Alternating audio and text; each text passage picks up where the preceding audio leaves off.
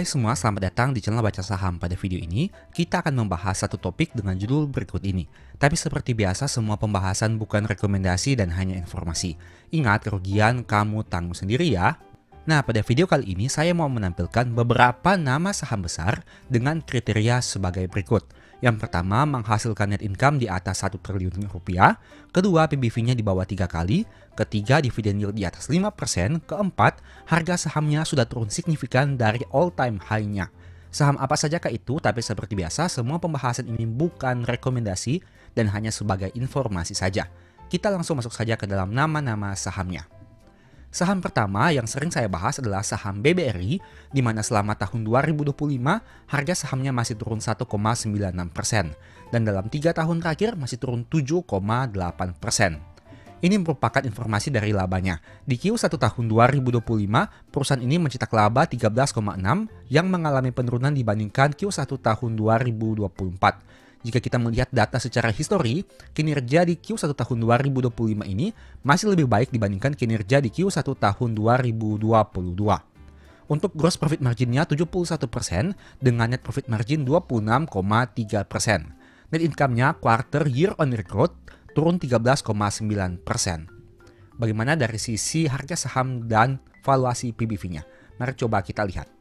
Untuk harga saham, BRI pernah menyentuh angka di atas Rp6.000, tapi kini di angka Rp4.000. Terkait rangkuman dari penurunan harga sahamnya dari beberapa saham ini, nanti saya akan bahas pada akhir video ini. Kita lihat dari sisi valuasi PBV-nya. PBV saat video ini dibuat di angka 2,02 kali. Dulunya sempat di atas PBV 3 kali, tapi sempat juga turun di bawah PBV 1,5 kali. Bagaimana dari aspek dividen yang mereka bagikan? BRI ini merupakan salah satu saham yang konsisten membagi dividen sejak lama, dan itu sudah sering saya bahas pada video-video sebelumnya. Dividen yang dibagikan di tahun 2025 ada 2 kali, yang pertama 135 untuk interim dan 208,4 untuk dividen finalnya. Bagaimana dari sisi probabilitasnya? Mari coba kita lihat dari data 10 tahun terakhir. Ini merupakan angka probabilitasnya dengan persentase 60% dalam 10 tahun terakhir. Artinya 6 kali naik dan 4 kali mengalami penurunan. Penurunan yang paling besar di tahun 2024 mencapai 27,7%.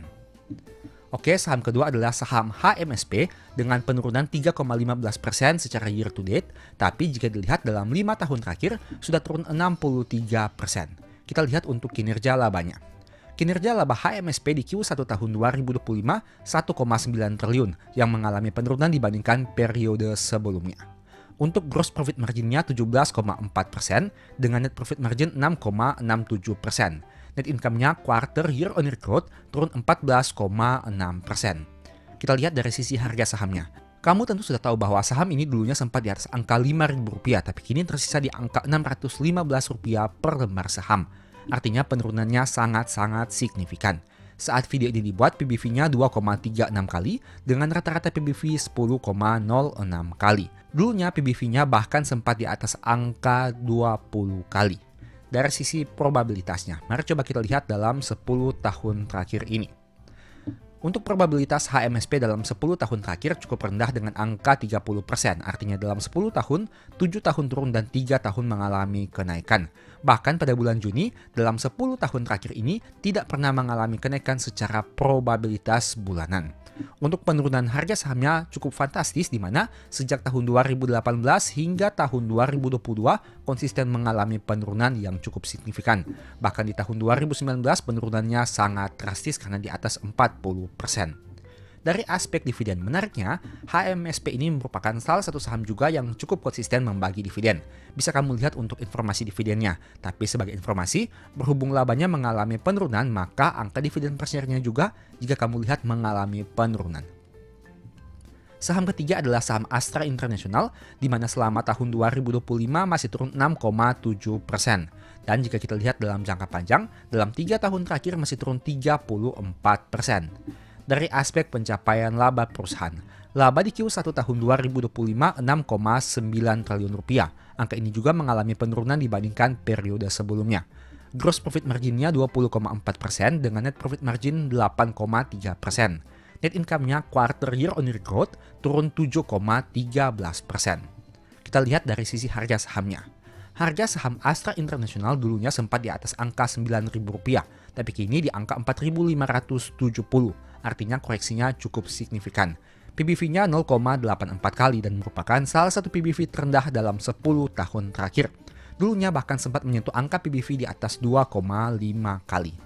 Dari aspek probabilitasnya, mari coba kita lihat dalam 10 tahun terakhir, yaitu 30%. 3 kali mengalami kenaikan dan 7 kali mengalami penurunan. Bahkan bisa kamu lihat di sini, saham ini pernah turun di atas 10% berturut-turut pada tahun 2019 dan tahun 2020, setidaknya berdasarkan data yang ada ini. Tapi sebaiknya kamu validasi lagi di sumber resminya apabila ingin melakukan analisa lebih mendalam. Dari aspek dividen, Astra juga merupakan salah satu saham yang terkenal dari pembagian dividennya yang rutin setiap tahun. Biasanya bagi dividen 2 kali dalam 1 tahun. Tapi jika dibandingkan, dividen tahun 2025 dibandingkan tahun 2024, untuk dividen pertama yang dibagikan mengalami penurunan. Kemudian ada saham BMRI di mana selama tahun 2025 masih turun 9,6%. Dalam 3 tahun terakhir memang masih mengalami kenaikan harga saham. Kita lihat untuk pencapaian labanya. Laba di Q1 tahun 2025 naik dari 12,7 menjadi 13,1. Itu artinya dari 4 saham yang kita bahas ini baru BMRI yang mencetak kenaikan laba di Q1 tahun 2025-nya. Profitabilitas untuk gross profit marginnya 61% dengan net profit margin 31,4%. Net income-nya quarter year on year growth naik 3,9%. Dari aspek harga sahamnya, mari coba kita lihat. Dulunya harga saham BMRI pernah menyentuh angka di atas Rp7.000, tapi kini di angka Rp5.150. Bagaimana dari sisi PBV-nya? Mari coba kita lihat. PBV-nya berada pada angka rata-rata dalam 10 tahun terakhir. Tapi sebagai informasi, dulunya sempat menyentuh angka PBV di atas 2,5 kali, tapi sempat juga turun di bawah 1,28 kali. Bagaimana dari aspek probabilitasnya? Mari coba kita lihat dalam 10 tahun terakhir. Probabilitasnya cukup baik dengan angka 60%, artinya 6 kali naik, 4 kali turun. BMRI juga sebelumnya pernah koreksi hingga 17,5% pada tahun 2020. Tapi pada tahun 2021 hingga 2023 terus mengalami kenaikan yang cukup signifikan. Dari aspek dividennya, BMRI juga merupakan saham yang konsisten membagi dividen. Bahkan jika kamu lihat di tahun 2025, nominal dividennya mengalami kenaikan yang cukup signifikan dibandingkan tahun 2024. Kemudian ada saham ITMG. Selama tahun 2025 masih turun 14,04%. Kita lihat untuk pencapaian labanya. Di Q1 tahun 2025 labanya mengalami kenaikan dibandingkan Q1 tahun 2024. Itu artinya sudah ada 2 saham yang mengalami kenaikan laba. Yang pertama BMRI, yang kedua ITMG. Gross profit marginnya 28% dengan net profit margin 13,4%. Net income-nya quarter year on year growth naik 10,14%. Dari aspek harga sahamnya, kamu tentu tahu dulunya harga saham ITMG pernah menyentuh angka di atas 40.000 dan kini di angka 22.950. Tapi sebelumnya juga sempat turun hingga angka di bawah Rp10.000. Dari aspek PBV seperti apa? PBV-nya 0,79 kali, yang mana dengan rata-rata 1,37 kali. Dulunya sempat di atas PBV 2 kali, tapi sempat juga turun di bawah PBV 0,79 kali. Kemudian dari aspek probabilitas 10 tahun terakhir. Probabilitasnya adalah 60%, 6 kali naik, 4 kali turun. Penurunan terbesar ada di tahun 2019 dengan angka 42% dan tahun 2023 dengan angka 34%. Dari aspek dividen, ITMG juga merupakan salah satu saham yang sangat menarik dari sisi dividen karena menawarkan yield yang cukup tinggi, biasanya di atas 10% dalam periode waktu 1 tahun. Dan biasanya saham ini bagi dividen 2 kali dalam 1 tahun. Saham berikutnya adalah saham ADRO yang masih turun 17,9% selama tahun 2025. Untuk kinerja laba di Q1 tahun 2025 mengalami penurunan dibandingkan tahun 2024-nya, dari 5,8 menjadi 1,2 triliun. Gross profit marginnya 28,9% dengan net profit margin 20,1%. Net income-nya quarter year on year growth turun 78,6%. Untuk harga sahamnya, kamu tentu sudah tahu, ADRO dulunya sempat di atas angka Rp4.000, tapi kini di angka 1.995. Dari aspek PBV-nya, PBV saat video ini dibuat di angka 0,77 dengan rata-rata PBV 0,95 kali. Dulunya sempat di atas PBV 1,5, tapi sempat juga turun di bawah PBV 0,62 kali. Untuk aspek probabilitas 10 tahun terakhir, mari coba kita lihat. Adalah 60%, artinya 6 kali naik, 4 tahun mengalami penurunan. Penurunan terbesar pernah terjadi di tahun 2018 sebanyak 34% dan di tahun 2023 dengan persentase yang sama. Untuk aspek dividennya, ADRO juga merupakan salah satu saham yang sangat konsisten membagi dividen. Bahkan, dividen yieldnya cenderung menarik. Saat video ini dibuat, dividen terupdate-nya adalah 158 per lembar saham dengan cum date tanggal 12 Juni tahun 2025. Dan saham terakhir adalah UNTR, di mana selama tahun 2025 masih turun 17,9%. Untuk labanya mengalami penurunan dibandingkan Q1 tahun 2024 dari 4,5 menjadi 3,1. Untuk profitabilitasnya, gross profit margin 20,6% dengan net profit margin 9,3%. Net income-nya quarter year on year growth turun 29,9%. Untuk aspek harga sahamnya, mari coba kita lihat di sini. Harga saham UNTR sempat menyentuh angka di atas 35.000, tapi sempat juga turun di bawah angka 15.000 dan saat video ini dibuat di angka 21.975 rupiah. Untuk PBV-nya di angka 0,84 kali yang merupakan salah satu PBV terendah dalam 10 tahun terakhir. Rata-rata PBV-nya 1,63 tapi pernah di atas PBV 2,76 kali. Untuk probabilitasnya, mari kita lihat dalam 10 tahun terakhir. Probabilitasnya mencapai 50%, artinya dalam 10 tahun, 5 tahun naik, 5 tahun turun. Penurunan terbesar pernah terjadi di tahun 2018 dan 2019. Tapi di sisi yang lain, harga sahamnya juga pernah naik signifikan di tahun 2017 dan tahun 2020. Untuk aspek dividen, UNTR biasanya bagi dividen 2 kali dalam 1 tahun dengan dividen yield yang cukup menarik. Sayangnya terjadi penurunan dividen per share di tahun 2025 dibandingkan tahun 2024.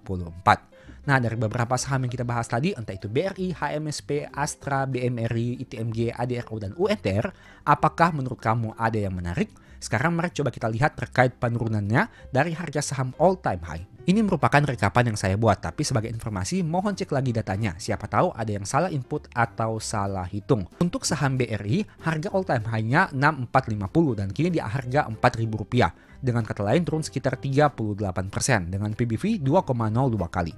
Untuk HMSP harga tertingginya 5.550 dengan harga sekarang 615 dan turun sekitar 89%. PBV-nya 2,36 kali. Saham ketiga Astra International, harga tertingginya 9.350 dan harga sekarang 4.570, turun sekitar 51% dengan PBV 0,84 kali. Saham keempat BMRI dengan harga tertinggi 7.550 dan harga sekarang 5.150, penurunannya sekitar 32% dengan PBV 1,89 kali. Saham kelima ITMG dengan harga all time high-nya 57.950 dan harga sekarang 22.950, turun sekitar 60% dengan PBV 0,79 kali. Saham keenam ADRO dengan harga all time high-nya 4.300 dan harga sekarang 1.995, turun sekitar 54% dan PBV-nya 0,77 kali. UNTR dengan harga tertinggi 40.500 dan harga sekarang 21.975, turun sekitar 46% dengan PBV 0,84 kali. Dari 7 saham ini, ada beberapa saham yang bahkan diperdagangkan di bawah PBV 1 kali, artinya di bawah modal per lembar sahamnya, yaitu Astra International, ITMG, ADRO, dan UNTR. Pertanyaannya, jika kita ingin melakukan averaging down, kita harus menunggu sampai kapan? Dan seberapa sering kita harus melakukan average down? Bagaimana money management yang bisa kita lakukan sebagai bahan antisipasi?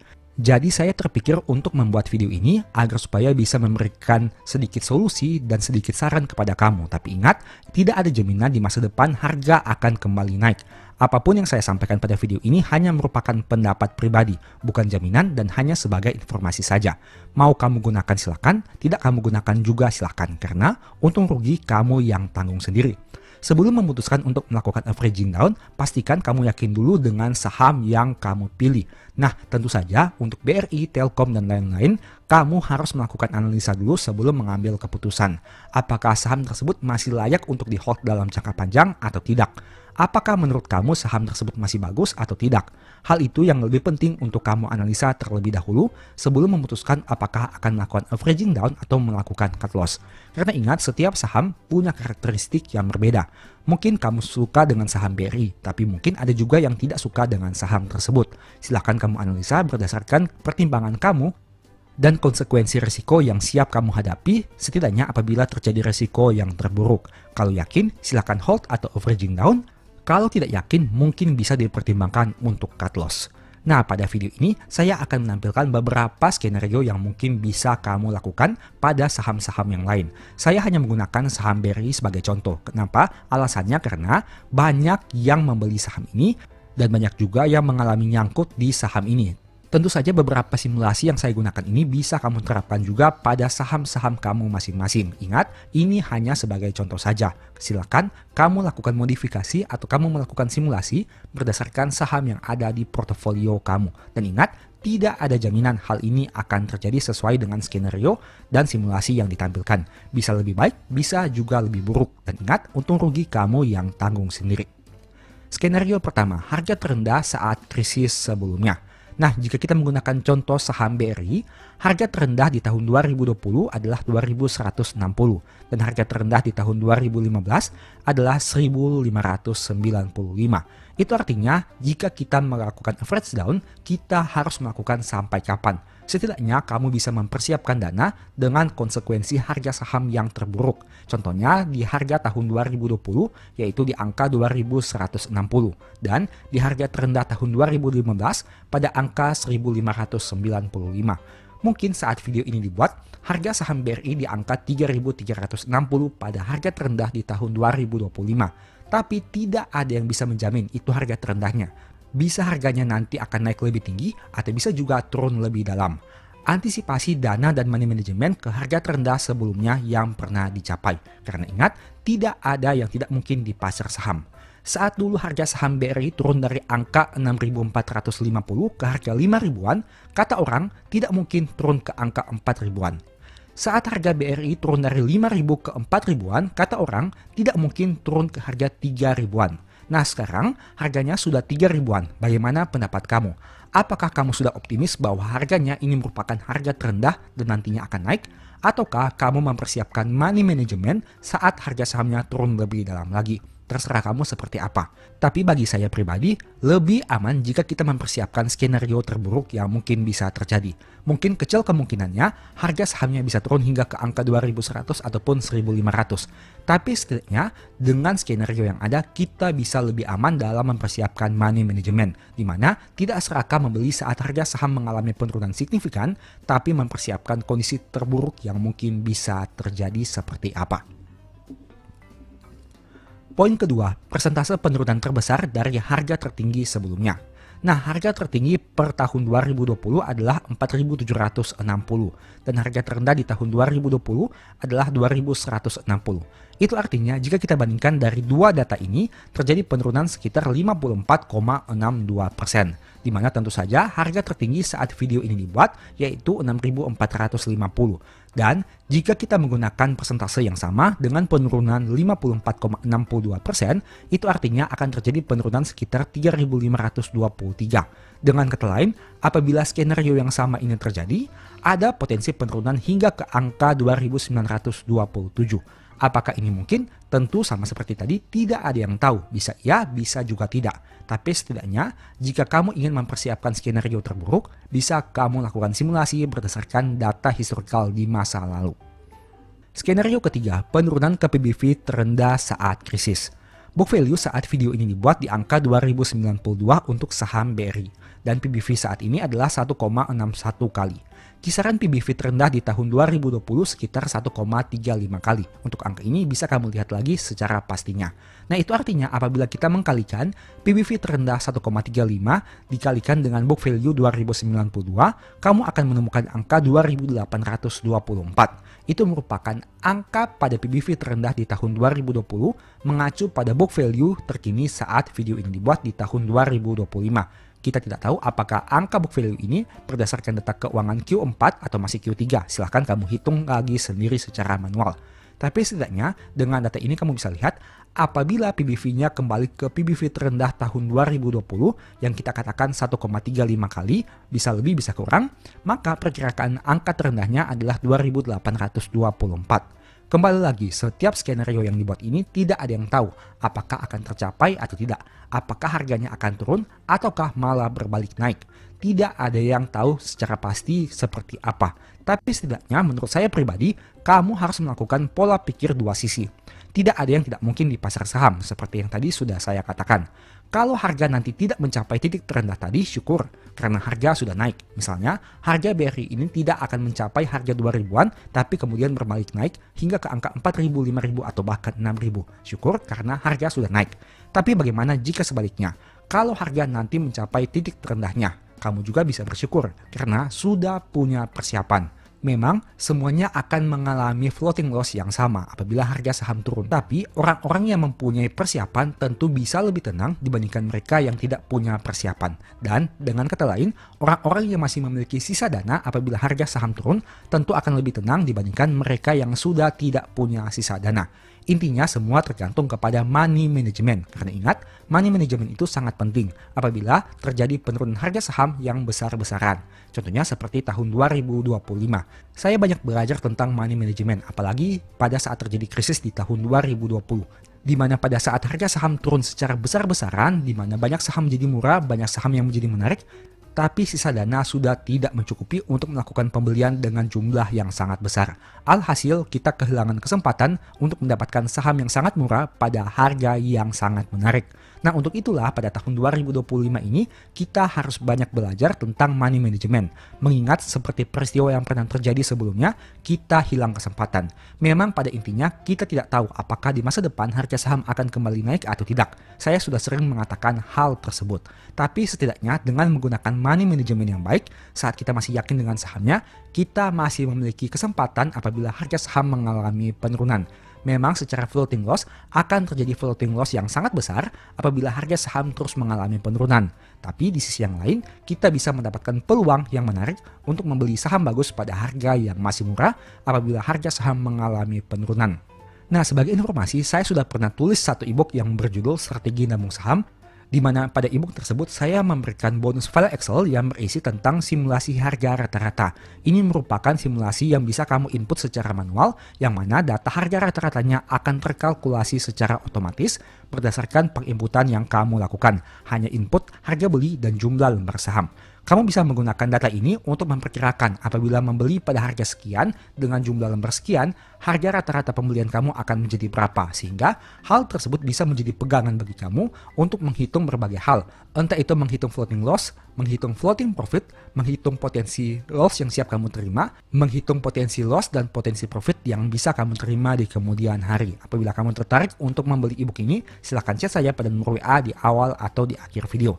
Nah, pada intinya saya mau mengatakan bahwa money management itu merupakan satu hal yang sangat krusial di pasar saham. Kamu mungkin bisa memiliki metode yang hebat untuk menentukan saham yang mahal dan saham yang murah. Kamu mungkin bisa menganalisa free and flow, banner logi, teknikal, dan lain sebagainya. Tapi apabila money managementmu kacau, hal itu mungkin tidak akan membuat portofoliomu tumbuh dengan lebih optimal. Semoga dengan video ini kamu bisa memperoleh manfaat yang baru. Dan sebagai informasi, disclaimer, semua saham yang disebutkan ini bukan rekomendasi.